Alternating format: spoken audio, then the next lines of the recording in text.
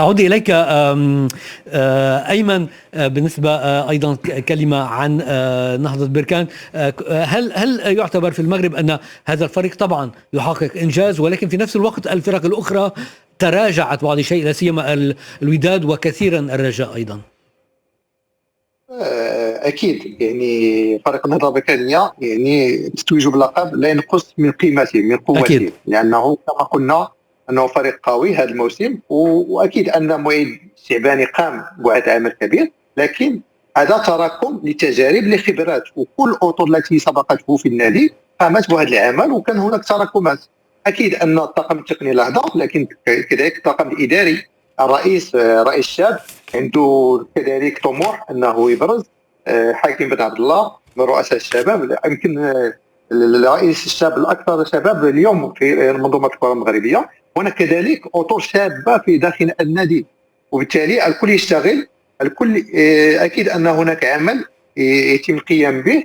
واظن انه الفرق الاخرى يغيب عنها الاستقرار، سواء التقني سواء الاداري، وهذا كذلك ساهم في فارق النقاط الكبير بين النهضه البركانيه متصدر الترتيب حاليا والثاني الترتيب. وبالتالي تنظن بانه فريق النهضه البركانيه اليوم يعني يدخل مرحله جديده في تاريخه.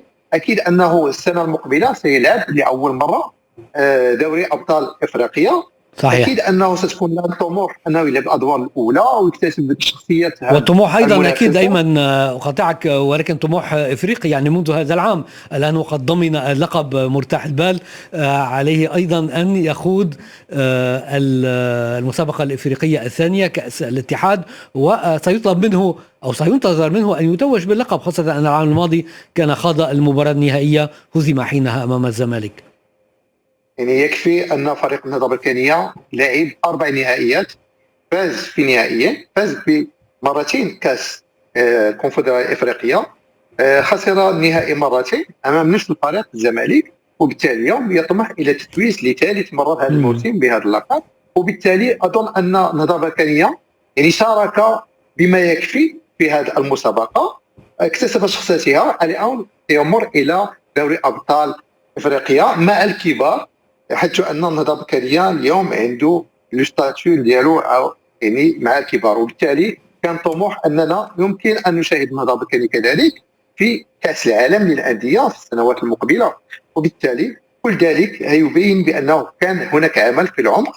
واظن ان النجاح لا يقتصر فقط على المدرب ولا على المسيرين ولا اللاعبين، ولكن كل المحيط اكتسب هذه ثقافه التتويج باللقب.